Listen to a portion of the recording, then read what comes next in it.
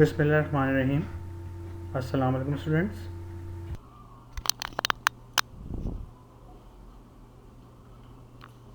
Okay students, this is lecture number 3, second year physics, chapter number 11, and in this lecture we are going to discuss the problems on the thermal expansion, linear thermal expansion and volumetric thermal expansion in solid and in liquid. Lecture by Sarvajat.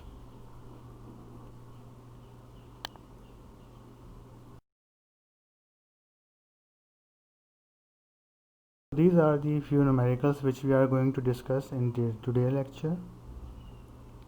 There are almost 6 to 7 numericals over there.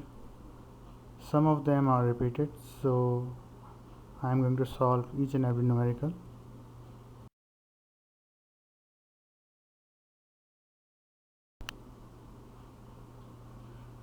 So first of all, we are going to discuss the formulae of thermal linear expansion.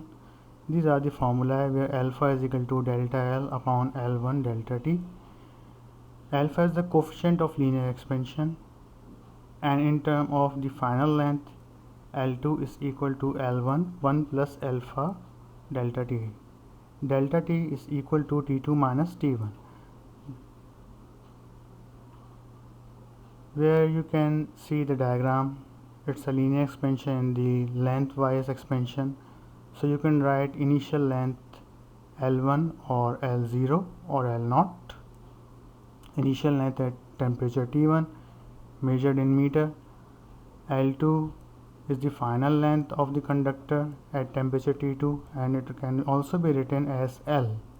So L2 is equal to L.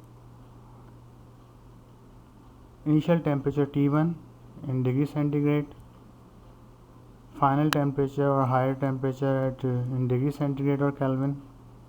Alpha is the coefficient of linear expansion. Its unit is per degree centigrade or per Kelvin, 1 upon degree centigrade or 1 upon Kelvin. And delta L is the change in length. Now I am discussing the most important part of this formula or this equation.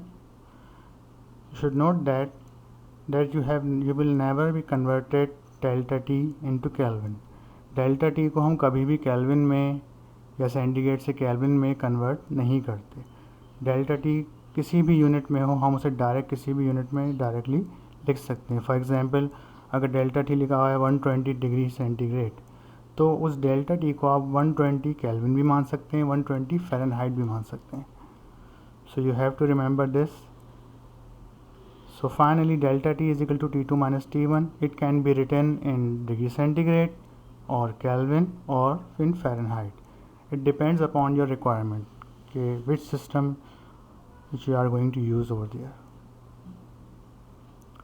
Okay class, so remember this thing. This is a very important thing कि delta T को हम Kelvin में convert नहीं करते centigrade से. I know that almost हमारा ऐसा unit क्या है, Kelvin है, बट डेल्टा टी को हम कभी भी इसमें कन्वर्ट नहीं करते. हाँ, T1 T2 कर सकते हैं, लेकिन T1 T2 का अगर आप केल्विन में कन्वर्ट करके फिर उसका डेल्टा टी निकालेंगे तो वही आंसर आएगा जो डिग्री सेंटीग्रेड में आ रहा होगा. तो कन्वर्जन का कोई फ़ायदा नहीं होता.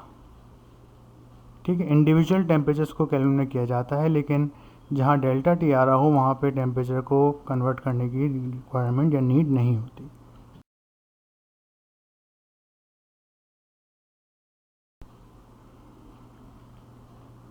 Okay, now the second formula is the volumetric expansion. Volumetric expansion is equal to beta is equal to delta V upon V1 delta T, and beta is also equal to 3 times of alpha, where V1 is the initial volume of the conductor at temperature T1, V2 is the final volume of the conductor at temperature T2, T1 is the initial temperature, T2 is the higher temperature or final temperature. Beta is the coefficient of volumetric expansion, and its unit is also same per degree centigrade or per Kelvin.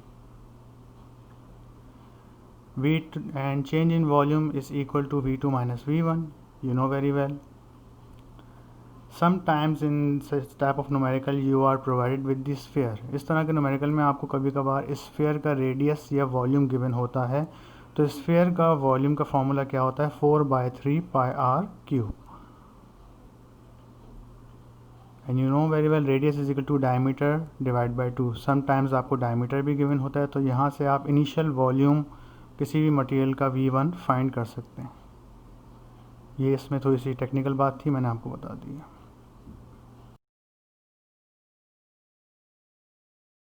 Now let's start. Our first numerical is problem number 13, which came in 2008.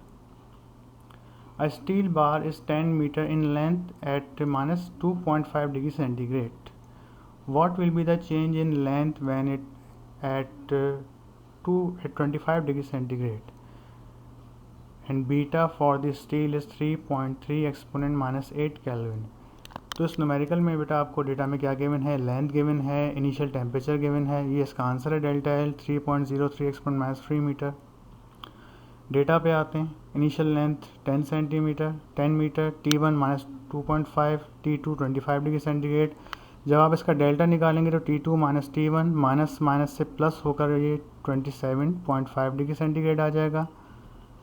Delta L हमें find करना है, beta given है। अब आपको पता है कि linear expansion के फॉर्मूले में बीटा नहीं अल्फ़ा आता है, लेकिन न्यूमेरिकल जब एग्ज़ाम में आते हैं तो वहाँ पे आपको लीनियर एक्सपेंशन में बीटा गिवन होता है और वॉल्यूमेट्रिक में अल्फ़ा गिवन होता है। तो आपको यहाँ पर इस बीटा को अल्फ़ा में कन्वर्ट करना पड़ेगा। You know very well that alpha is equal to beta upon 3।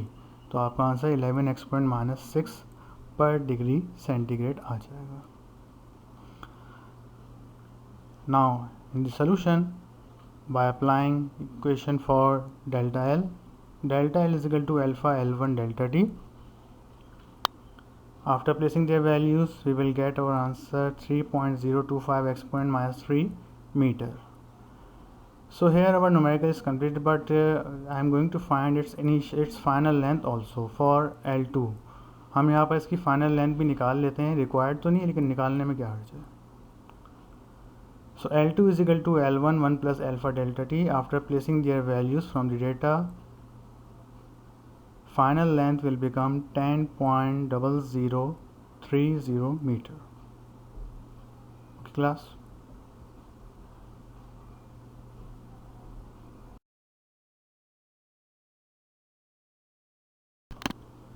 Okay, now the next numerical is problem 10, just came in 2002. BIEK. In this problem, a cylinder of diameter 1 centimeter at 30 degree centigrade is to be slid or is to be passed into a hole in a steel plate. The hole has a diameter of 0.99970 centimeter at 30 degree centigrade. To what temperature must the plate be heated? Alpha of steel is given over here. This is the answer of this numerical. Okay, now first of all I am going to discuss this diagram.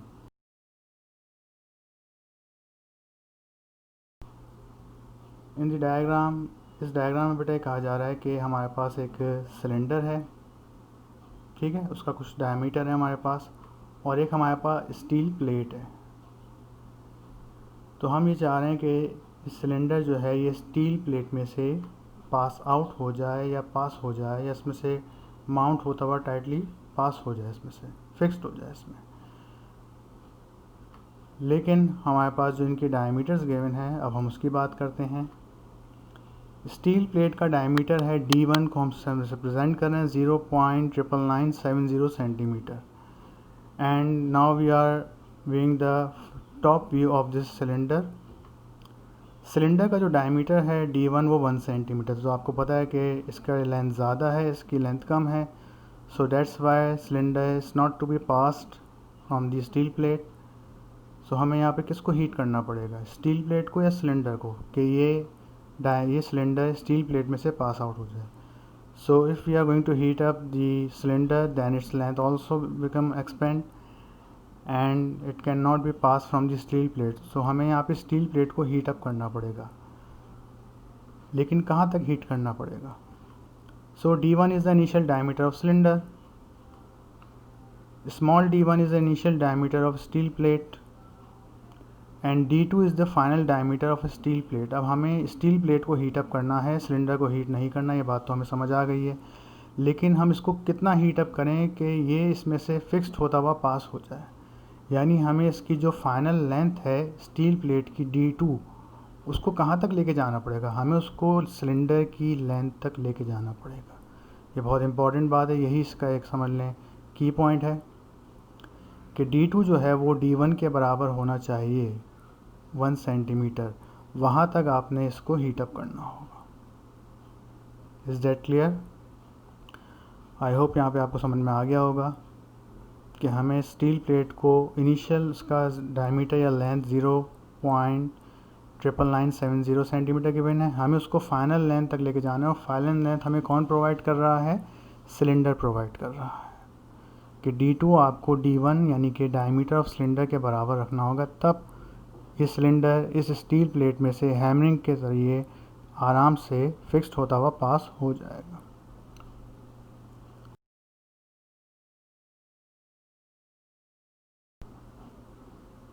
Okay, now let's come towards this data. This is the answer. So D is the diameter of cylinder and small d is the diameter of steel plate, and D1 is the 1 centimeter initial diameter of cylinder, 1 centimeter. Small d1 is the initial diameter of steel plate is 0.997 and T1 is 30 degree centigrade. T2 जो है वो हमें find करना है कि हम इस steel plate को कहाँ तक हीट अप करें कि इसकी फाइनल लेंथ यानी कि स्मॉल D2 कितनी हो जाए, 30 हो 1 सेंटीमीटर हो जाए। डेल्टा टी आपको पता है T2 माइनस T1 के बराबर है। अल्फा ऑफ स्टील आपको गिवन है 1.1 exponent minus 5 per degree centigrade. Again this is very important thing, D2 is equal to D1। D1 को कोई हीट नहीं किया जाएगा, सिलेंडर को यहाँ पे कुछ हीट नहीं करना, हमें सिर्फ स्टील प्लेट को यहाँ पे हीट अप करना है। So the delta D for steel plate change in length, change in the diameter of the steel plate is almost 0.0003 centimeter. Now the solution for T2, final temperature of the steel plate to make its length 1 centimeter और make its diameter 1 centimeter। अब diameter हो, radius हो, length हो, सभी चीज़ें length कहलाती हैं, तो हम लीनियर एक्सपेंशन के फॉर्मूले को in term of diameter apply करेंगे। D2 is equal to D1 1 plus alpha delta T steel plate के लिए। हम इसे delta L into alpha L1 delta T से भी कर सकते थे, लेकिन मैं फ़िलहाल इसको जो रेड वाला फार्मूला लिखा है उससे सॉल्व कर रहा हूँ। आप इसको राइट साइड वाले से भी सॉल्व कर सकते हैं, उससे आपको T2 फाइंड करना है, ईजिली हो जाएगा। ओके ना, अब हमने इसको टेम्परेचर को डेल्टा टी के लिए इक्वेट किया है अब इक्वेशन को। So the equation will become D2 upon D1 minus 1 whole bracket is divided by alpha. Okay, now delta T is equal to T2 minus T1. So T1 यहाँ के plus हो जाएगा आफ्टर प्लेसिंग देयर वैल्यूज़। हमारे पास T2 कितना आ जाएगा 57.28 degree centigrade और 57.3 degree centigrade temperature आ चुका है। That's the solution of this numerical.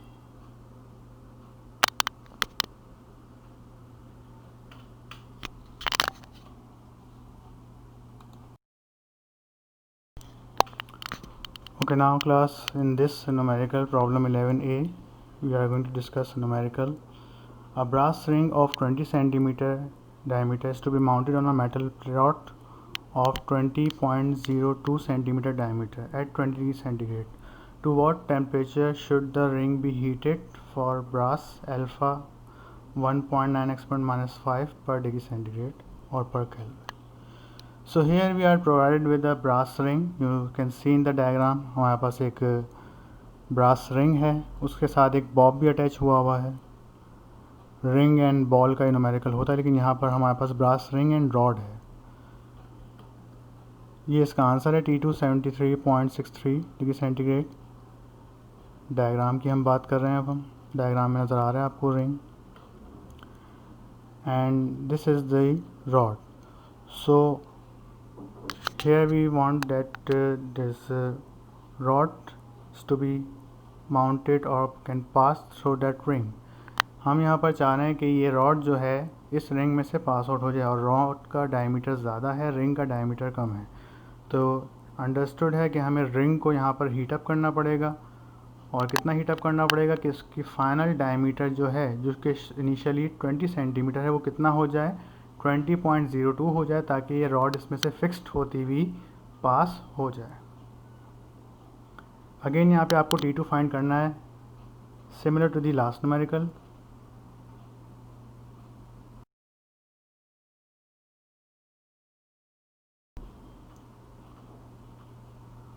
So here the diameter of a metal rod is capital D, small d is the diameter of a brass ring, and D1 is 20.02 centimeter diameter of a metal rod. Small d1 is the diameter or initial diameter of a brass ring, which is 20 centimeter. T1 is 20 degree centigrade. T2 is equal to find out. T2 हमें find out करना है. Delta T you know very well. T2 minus T1. Alpha is 1.9 exponent minus 5. Again, you know very well that the final diameter of brass ring should be equal to the initial length और initial diameter of the metal rod. तो D2 यहाँ पे D1 के बराबर 22.02 के बराबर होना चाहिए. तो हमारा ये कंडीशन है इस सवाल की, इसी कंडीशन पे सॉल्व होगा.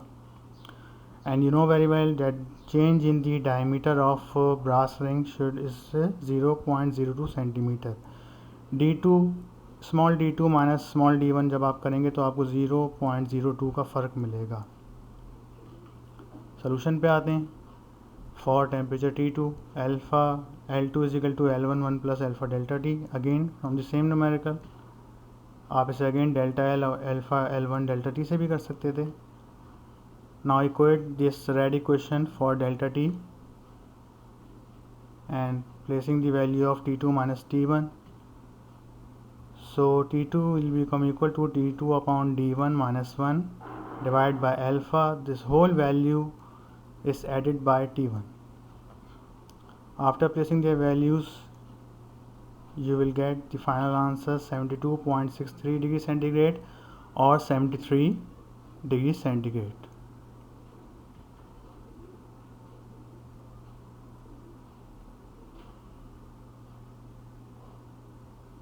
Okay class.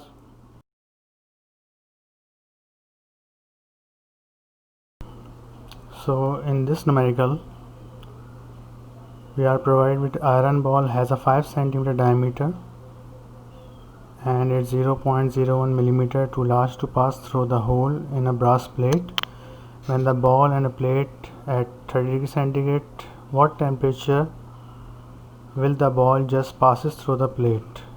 Alpha of brass 1.9 exponent minus 5 per degree centigrade. So class, in this numerical the answer of this numerical is 40.3 degree centigrade. Now I am discussing its diagram. So in this numerical we are provided with the iron ball,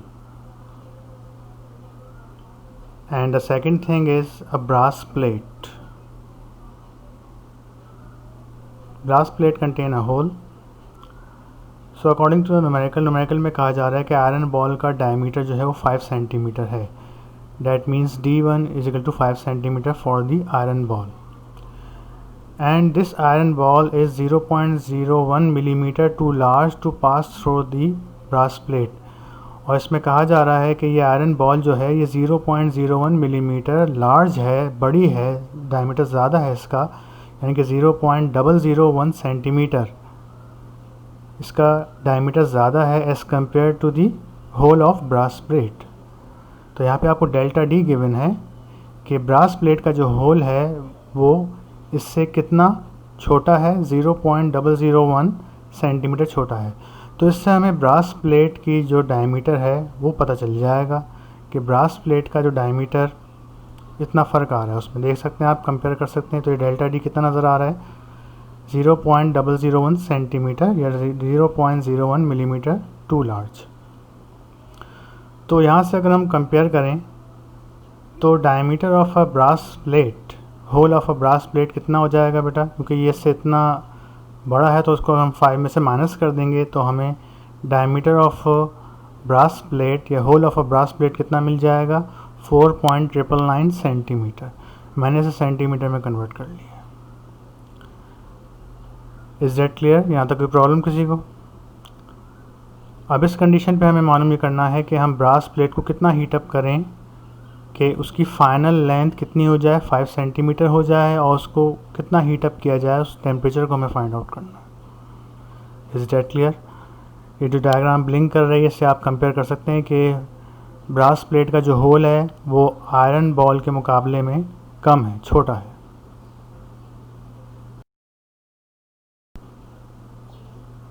Okay, now coming towards its solution. First of all, I am writing its data. The diameter of iron ball is capital D. Small d is the diameter of a brass plate. So here we are provided with the delta D is 0.001 centimeter and diameter of a iron ball is capital D1 5 centimeter. तो हम यहाँ पर जो है brass plate को heat up करेंगे और उसका D2 फाइंड करना चाहेंगे। D2 उसका कितना होना चाहिए। D1 आपके पास क्या आ चुका है, डायग्राम से कंपेयर अगर आप कर लें तो 4.999 सेंटीमीटर आया है। T1 30 डिग्री सेंटीग्रेड है। T2 आपको फाइंड करना है, delta T is equal to T2 minus T1। Alpha of brass plate is given over there.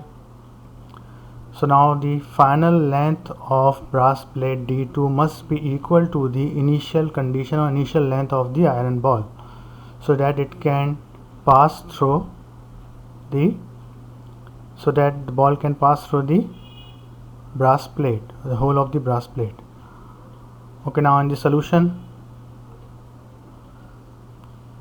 as similar to the last numerical, for T2 applying linear final length equation of the linear expansion. Now convert this equation into diameter form, because diameter and length both are in the form of length. You can also write in the form of radius over there. So after equating this equation for T2 and placing their values, so T2 will become equal to 40.52 degree centigrade और 41 degree centigrade. सो ये simple सा numerical था, लेकिन इसमें जो condition जो अहम बात है वो ब्लिंक कर रही है, उसको आप याद रखें so that you can do it easily.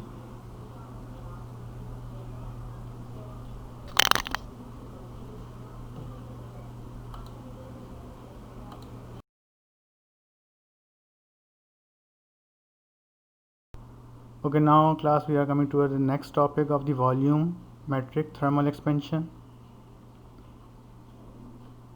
Find the change in volume of aluminum sphere 0.4 meter radius when it is heated from 0 degree centigrade to 100 degree centigrade. And again volumetric expansion का numerical है और आपको alpha given है, तो आपको alpha को beta में convert करना पड़ेगा। यहाँ पर ये इसके आंसर्स हैं। डेटा पर आते हैं। चेंज इन वॉल्यूम आपको फाइंड आउट करना है। रेडियस R1 आपको 0.4 मीटर गिवन है। रेडियस से आप इनिशियल वॉल्यूम यानी कि V1 फाइंड आउट करेंगे, 4/3 पाई R1 क्यूब। वैल्यूज़ प्लेस करने पे आपके पास जो इनिशियल वॉल्यूम आ जाएगा एलुमिनियम स्फीयर का वो 0.28681 meter cube. Now T1 is 0 degree centigrade, T2 is 100 degree centigrade, so delta T will become 100 degree centigrade. Alpha is 24 exponent minus 6 degree centigrade per degree centigrade, so beta will become 3 alpha 72 exponent minus 3 per degree centigrade. Now you can apply the equation of change in the volumetric expansion. Delta V is equal to beta V1 delta T, ये formula हम पढ़ चुके हैं। After placing their values, delta V will become 1.9304 exponent minus 3 metre cube. तो यहाँ पे numerical and हो जाता है, लेकिन अब हम अगर चाहें कि फाइनल वॉल्यूम V2 निकालना चाहें तो V2 किसके बराबर आएगा। For V2 you know very well, V2 is equal to V1 1 plus beta delta T। Beta की जगह मैंने यहाँ पे 3 अल्फ़ा लिखा हुआ है, मतलब बात एक ही है, beta is equal to 3 alpha होता है। After placing their values V2 is equal to 0.27003 meter cube. तो इतना वॉल्यूम के चेंज आया।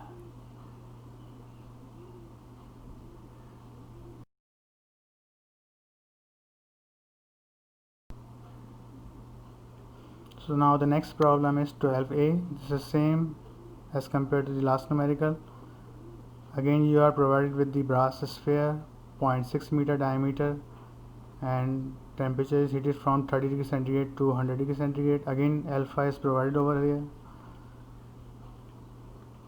So delta V is equal to question mark D1 is 0.6 meter, diameter given है, डायमीटर से आपने radius बनाया, रेडियस 0.3 मीटर हो गया, डिवाइड डायमीटर को 2 से डिवाइड करके. Then you will find the initial volume of a sphere 4 by 3 pi r cube. So its volume will become 0.1131 meter cube. T1 is 30 degree centigrade, T2 is 100 degree, so delta T will become 70 degree centigrade. There is no need to convert T1 T2 into Kelvin, otherwise your delta T will remain 70, will remain unchanged. Alpha is 19 exponent minus 6, so convert it into beta, so beta will become equal to 57 exponent minus 6 degrees per degree centigrade. Now applying solution, again you will find delta V. Delta V is equal to beta V1 delta T. After placing their values, we will get our answer 4.513 exponent minus 3 meter cube. Now again we can also find its final volume using its final length equation. V2 is equal to V1 1 plus beta delta T or 1 plus 3 alpha delta T. So V2, after placing their values, V2 will become 0.11355 meter cube.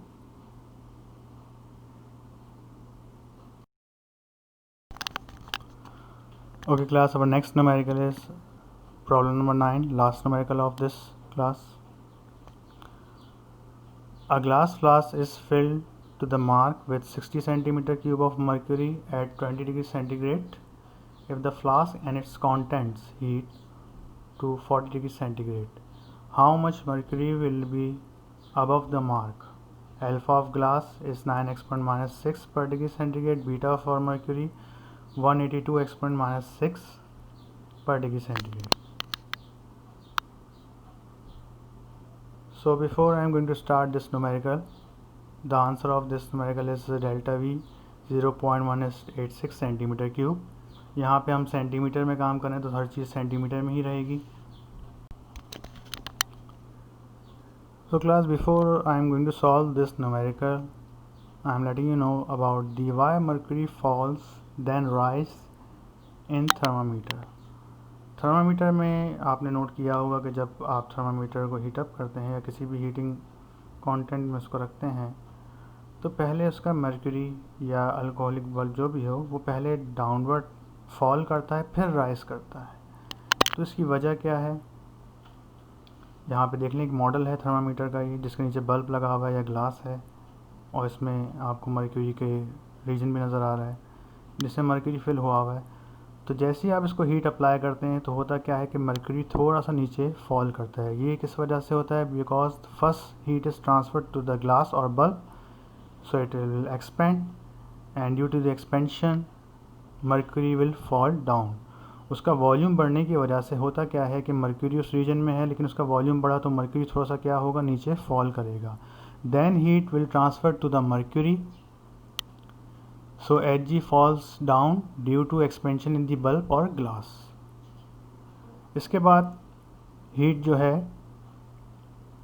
this happens because initially the glass of thermometer expands while the mercury, पहले ये expand करेगी then mercury. उसके बाद heat जो है वो mercury तक पहुंच जाएगी और mercury अब rise करना start होगा.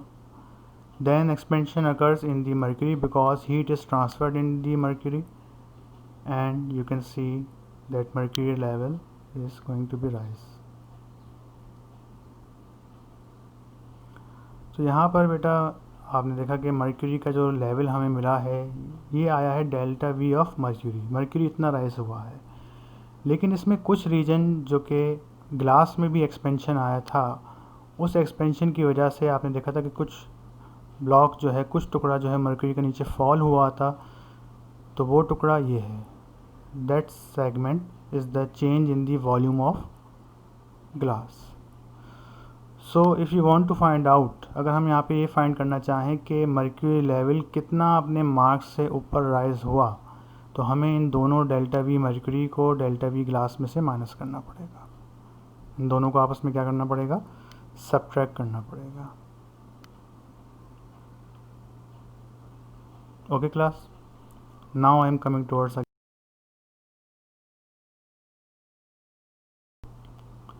सो in the flask is filled to the mark of 60 centimetre cube. इसकी डायग्राम की बात कर लेते हैं, कंसीडर कर लेते हैं। एक हमारे पास ग्लास फ्लास्क है जो कि फिल्ड हुआ है 60 सेंटीमीटर क्यूब से टेम्परेचर T1। इससे मर्क्यूरी फिल हुई हुई है यहाँ तक, ये इसका लेवल है या मार्क है, इस मार्क तक यहाँ पर मर्क्यूरी फिल हुई हुई है। इस ग्लास की लेंथ और ज़्यादा भी हो सकती है, इसमें शो नहीं किया गया है। अब हम इसको जब बेटा फाइनल टेम्परेचर T2 पे हीट अप करेंगे 40 डिग्री सेंटीग्रेड, तो ज़ाहिर सी बात है इसका लेवल जो है वो थोड़ा सा राइज़ हो जाएगा। कितना राइज़ हुआ, 60.186 हो गया। ये गिवन नहीं है, ये मैंने आंसर खुद लिख दिया है यहाँ पर, लेकिन इसका लेवल जो है वो मार्क से थोड़ा सा ऊपर राइज़ हो जाएगा। अब कितना लेवल राइज़ हुआ है, you know very well the blinking point, ये जो रेड कलर से ब्लिंक कर रहा है ये वो लेवल है जो कि राइज़ हुआ है मर्क्यूरी का, और यही हमें यहाँ फाइंड आउट करना है। तो इसको फाइंड आउट करने के लिए delta V above the mark, formula क्या बनेगा, apparent increase in mercury mark is equal to, बराबर होगा increase in mercury volume minus increase in या change in mercury volume minus change in the volume of the glass. So the formula will become equal to delta V above the mark is equal to delta V mercury minus delta V glass। तो ये हमारे पास इसका final formula बनेगा। ये explanation था, diagram आपको समझ में आ गई होगी। Now we are coming towards our numerical.